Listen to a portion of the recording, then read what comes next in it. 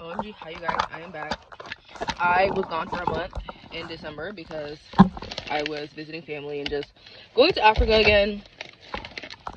It's honestly as crazy. I'm not Nigerian, so I wasn't in Nigeria, but it honestly is as crazy as they say. And that's just that. That's a whole different topic in itself, right? But basically, while I was there, I had a whole bunch of stuff downloaded on YouTube to keep me occupied because I'm a YouTube premium girly. I love YouTube. And I fell in love with this anime called Mermaid Forest. And I was really upset just because it's a little bit, well, it's old. Like, I think it's from like 1995, from the mid 90s.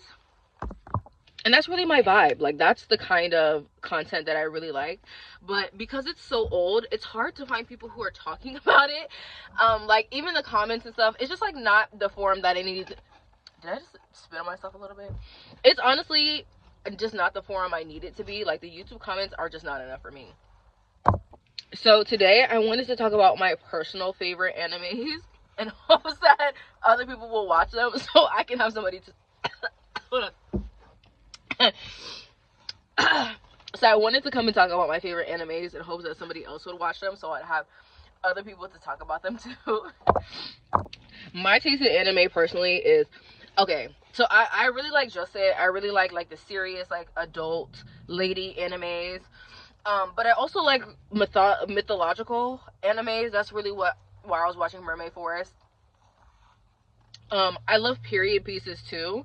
I just like stuff that's weird. I like stuff that's a little bit serious and grown. I'm honestly not somebody who watches anime for like lightheartedness. To be fair, I am a One Piece fan, but that's probably like the only like cute, like fun story that I watch. Everything else, I tend to just like stuff that's a little bit more serious. So I like to watch stuff that's actually like intellectually like stimulating and, you know, sometimes a little bit sensitive and hard to digest. Like, I really want a good story when I come and I watch anime. I wanted to talk about, you know, some of the more like esoteric ones that I like. Especially the ones that, like I said, there isn't a lot of conversation. But now that I think about it, I think I'm just going to talk about some of my favorite animes. Maybe even I'll throw in some of the mangas I like to influence some people, because baby, I like, there are certain things that like nobody ever talks about that I'm like, please, I wish that this was popular because it's so good, so I would have somebody to talk about it with. Please, like, if you've ever watched any of these, well, first of all, if you've never watched any of the things I've stated, you might just live under a rock, but I would recommend every single one of these. If you're a young woman, like young adult, and you're serious about your life and you like interesting stories, you will like all of the mangas and all of the animes that I include.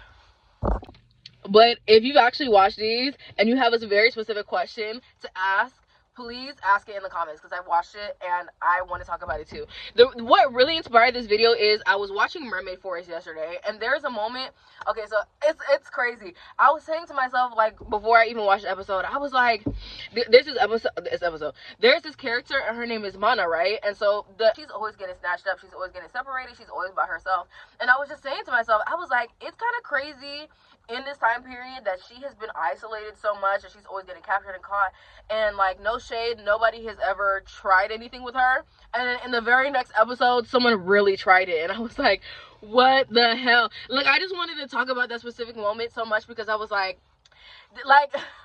I don't know, it was just crazy, and I want someone to relate to the feeling that I was feeling in that moment. But yeah, the first anime I want to talk about that I feel like nobody's talking about is freaking Pet Shop of Horrors. Basically, it's about this young man in Chinatown in LA in the 90s. The anime itself was released in 1999. So it's a little bit old. And it was a little bit old. And basically, he sells pets to people who have certain wishes. Like, they tend to be magical. It's kind of inferred that he sells regular pets as well, but he has a lot of exotic special animals that he sells to people who generally, when they come to him looking for a pet, they're looking for more than just a companion. They're looking for a being that can help them access something that they would really, really, really like. Like, the first episode of the anime, I'm currently in the middle of reading the manga, but in the first episode of the anime, there are these people who come to him because they've recently lost their daughter, and so he gives them a bunny, but the bunny looks like their daughter. And so just to like put into context how the show goes, he tells them, he's like, okay, I'm gonna sell you this bunny. I'm gonna sell you this bunny that, you know, magically appears like your daughter, but there are certain rules to taking care of her, you know. Like, because she's technically a bunny and not a human, you can only give her human food. He's like, it doesn't matter how much he begs.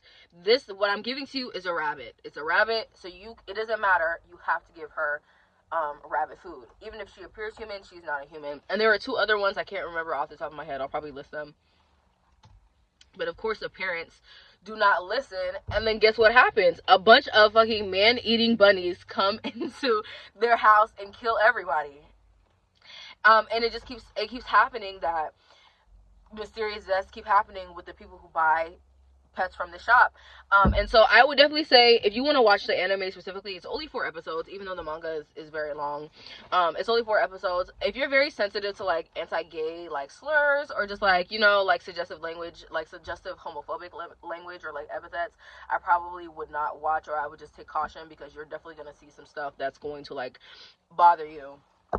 But I love this show because of how like glamorous it is. And I don't know, it's not necessarily like inherently a queer story, but like Count D is often, like I said, inferred to be gay. And so it's just this glamorous, mysterious, like, just it's weird and it's specific. I also really love animes from the 90s and the 80s, because I just feel like the animation, like the actual physical drawing of it, looks a lot better. There's something, it's almost like vintage. Like, there's something about it that just feels a little bit more comforting than like stuff that looks a little bit more modern. But I would definitely recommend that one if you're into horror, if you're into kind of gore a little bit, because you will definitely see people die. Like I said, mythological creatures and beings, just in general, weird things happening in places where it seems like normal things should be happening. Another anime that I watched last year that I really, really liked was called Requiem of the Darkness. Now this one, it's actually very disturbing. There's a lot of death, there's a lot of horror, there are a lot of like, I'm not gonna lie, there's a lot of like sexual violence. Like, if you're somebody who's very sensitive to sexual violence, I honestly would not recommend that you watch it, because especially the closer you get to the end, the more it's going to be like, yeah. But the show itself, the premise of the show is that like, it's another feudal era show, and so basically it's about these pack of like demons. Like, they're not really of this world, but they go around feudal era Japan, and they're kind of acting as like justice for people who have kind of done heinous things but have gotten away with it. And so that's why you do see mentions of like, it's other kinds of violence. Like, you know, there's people who, like, the very first episode, it's about a man who ends up murdering a child because a child was given this plot of land and he was very angry and jealous and he wanted it for himself, so he murders the kid in cold blood. So it's disturbing all around. It's not just one kind of like violence, but, you know, obviously sexual violence is included in terms of things that kind of deserve justice. The show is really about like, it's about young men who's going around writing horror stories, and so that's how he happens upon these demons. But you get to see a lot of, while dark, also very like pure, like people just doing the right thing in a very dark time under very dark circumstances. It's one of those ones where I honestly, like, I wouldn't recommend watching it twice. It's like The Walking Dead. Like, it's very interesting, but it's kind of gruesome, and so it's not something I would probably sit down and consciously watch all over unless I was watching it with somebody else who maybe has never watched it before. But it's one of those ones where if you're an adult and you can kind of stomach more sensitive content, you'll really enjoy it. Like, I don't know, if you're looking for real stories, like real human suffering, and just talking about how sometimes people really, like, it's just like seeing people who really deserve justice getting it, you will enjoy that show so much. Because I really like horror, I really enjoyed it. I really, really enjoyed it. But trust me, there are certain episodes that, like, will keep you up at night a little bit. Like, I don't want to ruin anything. I don't want to point anybody towards anything specific, but yeah, like I said, the second half of episodes is where shit gets serious. It gets quite wicked, like, not joking. As I mentioned at the beginning, Mermaid Forest, if you ever watched Inuyasha, it's from the same person who made Inuyasha. And it's a story about these people who, they eat mermaid flesh. Well, mermaid flesh in this realm is like, it's a poison, but it's also something that if you're lucky enough, it can grant immortality. Well, lucky enough, right? And so the show follows 2 people. Her name is, like I said, Mana, the girl who I said it was always getting isolated and having some crazy shit happen to her. And then there is Yuta, you know, if you're a 127 stan. Hello. I gagged the first time I watched, I said, Yuta!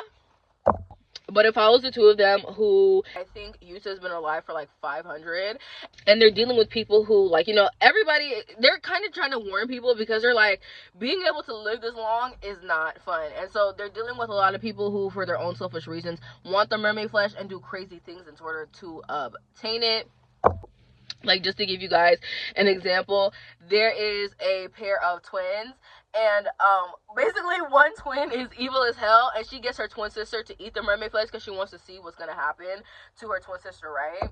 But because the girl never ages, she's like bound, like she's bound to a basement for essentially the rest of her life. Like, she can't do anything. They want, like, especially in these times, like, you know, you're weird. Like, being weird, you know, today you can kind of get away with being weird a little bit. Back when nobody understood anything, yeah, girl, hell no. But yeah, like, the twin sister, like, she's bound to a basement, and so she kind of like, oh, also the mermaid flesh, like, it can also, sometimes it'll just straight up kill you. Some people get very deformed after they take their mermaid flesh. So, like, the sister, she was deformed, and she was like killing people in order to like maintain her looks. Like, she just was banished to this horrible life of just like, nobody noticed her, or she was having to kill people to maintain herself. Meanwhile, the twin who did the experimenting, who forced her sister to eat it, she got to have a husband, she got to have a son, she got to have a whole life, and the bitch even got to die. Can you imagine, after all that, you cause all that suffering in a girl's life, and she can't even die after all that? You get to suffer, you get to torture somebody for 80 years with this poison, and then you get to die off. It's crazy.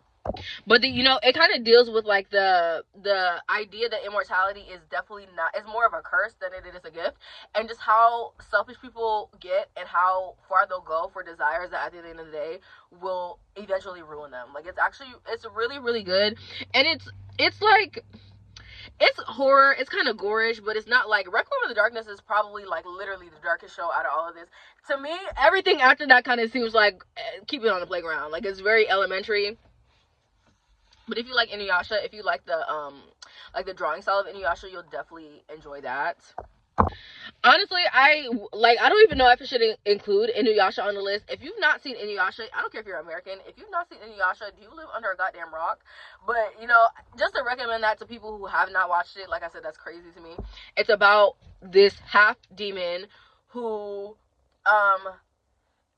this half demon who wants to become a full demon, and they live in this realm where basically there is a jewel that will grant a wish to anybody who finds it, so everybody is on a scramble for it.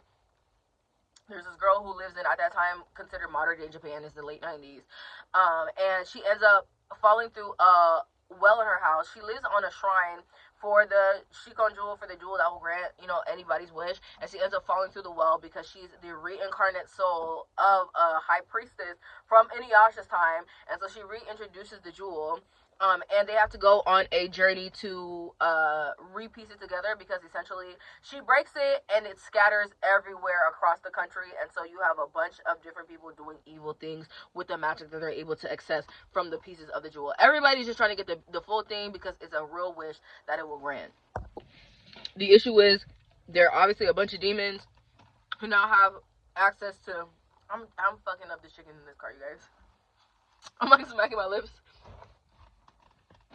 The issue is the girl, first of all, she's a teenager. She has to go to school, and she has a real life to return to. And she's having to travel between the two worlds, number one. But number two, now there are a bunch of demons, low-life demons, that yesterday they weren't nobody and nothing. All of a sudden they have access to power that they didn't have before. It's just a fight. It's another fight for justice, and to stop demons from prospering. There's also this one big antagonist, Naraku, who is, you know, the most powerful demon of all, who is really devious. It just goes to show that, like, the main female character, her name is Kagome. It just goes to show that her and Inuyasha go back several lifetimes. She's literally the reincarnate soul of a lover that Inuyasha had, that Naraku got in between her and him.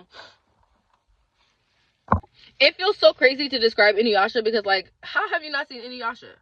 How are you alive and you've not seen Inuyasha? I specifically remember being up at 4 or 5 o'clock in the morning watching that outro on my TV. Yeah, you know, I always say that's technically my first introduction to K-pop, because I specifically remember Every Heart, voicing it Every Heart, every goddamn day at 4 or 5 o'clock in the morning. if you've not seen Inuyasha, you have to go watch it. Like, it's such a classic. Like, if you've not seen Inuyasha, but you've seen like Dragon Ball Z, you're probably just a misogynist. Also, to stay in the vein of horror, one of the animes that I loved the most this year was an older one. It's called, I might butcher this man's name. Forgive me, Lord. I am not Japanese. I think his name is it's Kazu Umezu or Kazuo Umezu. It's called The Curse of Kazu Umezu. And so basically it's a couple excuse me, it's a couple of one shots. But there's one shot about this girl. One shot about this girl who, very normal looking girl. She gets a new girl in her class, and the new girl is so beautiful, and everyone is like, Rena, you bad bitch, you baddie, you baddie, you baddie. And every single time she sees Rena, her throat starts to itch, her throat starts to bleed. And it just keeps on going on. Every single time she sees her, she's just gagging. She's just like, beautiful girl, everybody. She doesn't, what's funny? She doesn't outwardly say anything negative about her, but she has this very negative, like, visceral negative reaction whenever Rena comes around, right? And then there's one day where, Rena, like, she gets transferred out of school knowing she's never to be seen again. After consistent times of this girl, her throat bleeding and acting really, really weird. And so she asks her friend to record her while she's asleep because she feels like, she's having this crazy nightmare of things that she's doing in her sleep. Girl, the friend records her. Do you know that a monster comes out this girl's neck and goes to Rena's house to suck her beauty out her goddamn face? She's like, Rena, your beauty, I needed all of it. I need all of it. All of it. If you like horror, that's probably...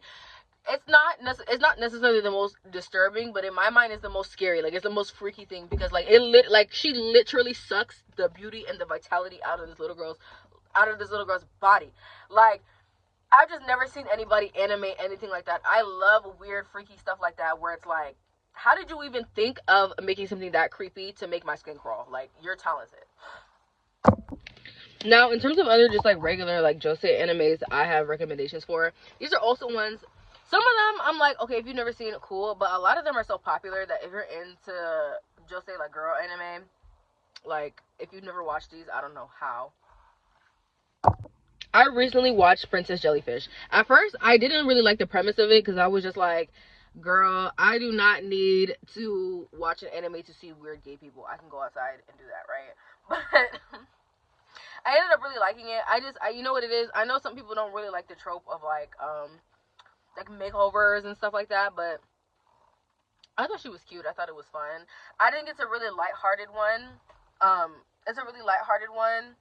It's just like I said, I think the premise is a little bit corny, but I think it was a pretty good anime, especially if you just like to see like girls being girls and being appreciative and not necessarily needing to center beauty, but how it really isn't a bad thing to love to be beautiful and love to look nice. Like, it's okay to be presentable. Because literally the main character, her whole thing is abhorring beautiful people. Like, they hate beautiful people. And so she's saved by a beautiful person who happens to be a boy. I recognize and I resonate with the man hating for sure. Because, like, it's a beautiful boy who's a cross-dresser. Like, it's not even like he's, like, trans or something. It's just a cross-dressing boy. So she's like, ew, girl, get the hell out of my house. You cannot be here. But he ends up, changing, like, expanding her mind in terms of what she feels like is acceptable. And I really respect it. I think Peach Girl is just like the most evil josei of all time, but I think that shit is a classic. If you like messy animes, like messy schoolgirl, like just cattiness, and you want to see somebody be manipulative, go watch Peach Girl. If you want to be thoroughly entertained for 20 minutes every single time you click an episode, go watch Peach Girl. Peach Girl is for the baddies. Peach Girl is for the baddies who like drama. If you really just want to be interested, like mindless fun, not necessarily lighthearted or easygoing, but just mindless girl fun, you'll have a lot of fun with that. If you like love triangles and just seeing men fight over girls, go choose that. In general, the story is basically, she's called Peach Girl because she is kind of dark skinned and she has this evil light skinned friend who wants to be her, who wants her life. And so she sows all kinds of seeds of like doubt and chaos and dissent. Her name is Sai. She's so willing to do anything to derail this girl and steal her life and ruin her. It's crazy. All because she wants to be her and she hates her because she is, for a Japanese person, she's considered quite dark. But it's a really good anime, especially if you just like to see girls being girls. Okay, so I love Paradise Kiss. I think if you love fashion, if you love to see coming of age, I like Paradise Kiss for the most part because it's coming of age. I feel like it's a really good story to look into when you're a young woman and you're just getting into your career or you're trying to figure out what you want to do, how important it is to be independent and self-sufficient and just make better decisions in love, because I think that anime is a great example of how the wrong partner can really derail your whole life. Like seriously, like you will wither away and end up being nothing, following behind a useless man. But in general, if you're somebody who you're, like I said, you're into fashion or you're just into seeing women just, like I said, coming of age, I think it's a really great um anime. I also think that honestly it's one of the most visually appealing animes ever. Like ever. Like they just do a great job of drawing and making it seem so punk and seem so cool and edgy. Like it's a really cool anime.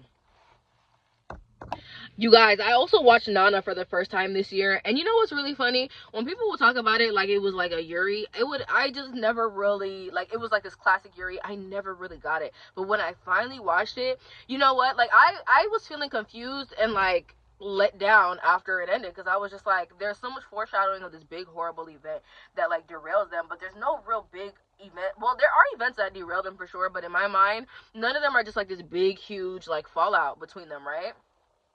But I really think that anime is about like it's about love between girls, but also just like how comp het can really ruin people's lives. Like I said, just like with Paradise Kiss, I think that Nana is a great example of how the wrong relationship can really derail your life. But I think in Nana specifically, it's about how comp het can ruin your life and the happiness and like just what you thought you could be, especially when you're falling into societal norms that don't even necessarily benefit you. You just feel like because of my gender and because of my age, I just have to be this person to this man. Like both of them are named Nana, and they meet on a train, and they're besties, and they both have kind of tumultuous relationships with men, but they're both essentially following their dreams and getting independence and doing it alongside each other. And they're at first they're really good friends to each other, but as their relationships take more precedence in their lives, the worse friends they become, and honestly, the less that they kind of devote themselves to who they're supposed to be, until one of them does some grown woman stuff, and she chooses being she chooses comp het over the relationship that she could have had with her friends. I just think the best part and the best takeaway from Nana is that, like, number one, kill that baby. Number one, if you don't want to have that baby, if it's not actually productive to your life, there's no point in having the baby, because at the end of the day, you go sit back, and then your whole life is going to end up being that baby's. All the time that you thought that you were going to invest into yourself is going to end up going into that baby, and you're never going to be who you thought you wanted to be or who you could be. Number one. But number two, it's okay to be gay. I think that's the best. I think that's the best and the main takeaway from Nana. It's okay to be gay, because guess what? Sometimes when you gay and you don't want to act like you gay, you get with a straight person and you do straight stuff and you hate your goddamn life, and it's not worth it. Yeah. Every time I pause this camera, I'm going to town on this chicken I have in the car. But just to close out the video, I just wanted to talk about some of my favorite mangas this year. I'm going to be honest, you guys. The large majority of the mangas I wrote, the whole premise is being gay. The whole thing. Like, the whole thing. Like, you know what it is? I also basically exclusively read Yuri. I will read gay stories, but I'm going to be honest, you guys. I don't believe in yaoi. I do not support yaoi. If it's about two boys hunching, I do not watch. Mostly because, you know what pisses me off? People act like yaoi is this specific thing that women love that is so sacred in comparison to other forms of writing, that if you say anything about yaoi and how people are obsessed with yaoi and men in general, people be like, you're so misogynistic. It will be women calling you misogynistic for not liking yaoi, and they will never read Yuri, and they will never support Yuri, but it's misogynistic to say that you're weird for living up to gay men's asses. Right. Anyways, I do not read, I do not watch, I do not support yaoi in any capacity. Unless it's two black men, not interracial, two black men, I am never, ever, ever going to support anything about yaoi. I don't have any issues with gay men. I don't have any issues with gay stories. And I'm going to mention one that I really like. But if it's like specifically a boy love, I don't want nothing to do with it. I'm not reading it, because y'all act so weird when it comes to men and like literature about gay men, that, like, I'm gonna be honest, gay men, I do not bang with yaoi. I do not. Until y'all learn how to act normal, not only act normal about the boys, but actually support the women, yaoi doesn't get a blink for me. I don't care if it's Western, I don't care if it's Japanese. I'm not watching Interview with the Vampire. I'm not watching Heated Rivalry. I'm not watching any of that. I'm not. But okay, some of my favorite yuris this year. I'm gonna be honest, you guys. I'm not gonna take the time to explain every single premise because the premise is yuri. It's about gays and gay sex. It's about lesbians and lesbians. It's about lesbians and lesbian legs. That's what it's about. Okay, it's about being a girl who likes girls. Okay. I read one this year called, or last year called, Free Soul. Amazing. That one is about a girl who is a cartoonist. And she writes, you know what? It's her, the person that she's drawing is a Black American artist, and I'm like, okay, it was a Japanese illustrator, but it's about her drawings about this Black American girl. It kind of eats. Go read that one. Indigo Blue is just about lesbians being hard-headed and difficult and wanting to be in love but being difficult about it. Go read that one. There are two others. One is called Love My Life, and the other one is called Between the Sheets. Like I said, the premise is yuri. The premise is being gay. Like, if you just like girls loving girl, if you like girl love, if you like yuri, go read. If you're not sensitive to girls hunching a little bit, you will like them. The one gay story I read this year, it's about a gay male character, and he has a love interest. But it's not necessarily like the story doesn't necessarily revolve around the romance, even though it's in there, and I quite enjoyed it. It's called Our Dreams at Dusk. Basically, this is about a gay boy who he gets outed at school, and so he's about to harm himself, but he meets somebody who's part of this LGBTQ plus club, and they invite him over, and he gets to learn a little bit more about himself and other queer identities, because everybody within the club has a different identity. Like, there is a non-binary person. There are lesbians. There is a cross-dresser who is also, I don't know if they're just a cross-dresser or if she's I don't know if it's a she, actually transgender. It's just very interesting. If you're really interested in just queer literature in general, you'll really enjoy that one. But it does have a gay male character, and it does get pretty gay. It's just not necessarily yaoi or boy love. And then my favorite manga that I read this year wasn't even gay stuff, surprisingly, right? It was actually my favorite that I read this year. It's called Happy Mania. Honestly, I love this anime so much. I've discovered a lot of really good animes that I've loved, or mangas that I've loved, because I go on Pinterest and I see the photos and I just love the drawings and the illustrations. It has this gorgeous style for the anime. It's just it's very doll-like in comparison to the way that other people draw. But basically, Happy Mania is about this girl. Her name is Kyoko. Is it Kyoko? She is when the book starts, she's 24, and she's just obsessed with men. She's just obsessed with men to the point where she's willing to do anything. She's willing to snake anybody. She literally, for example, her coworker has a boyfriend, and she thinks her coworker is a lame. She thinks her coworker is a cornball. So she's basically this is literally her mindset. You're a cornball and your boyfriend is cute, so I'm gonna take him. But she acknowledges that her self-esteem is low and that she competes for men a lot. So she knows that she's being wrong and weird when she did it, but she does it anyway.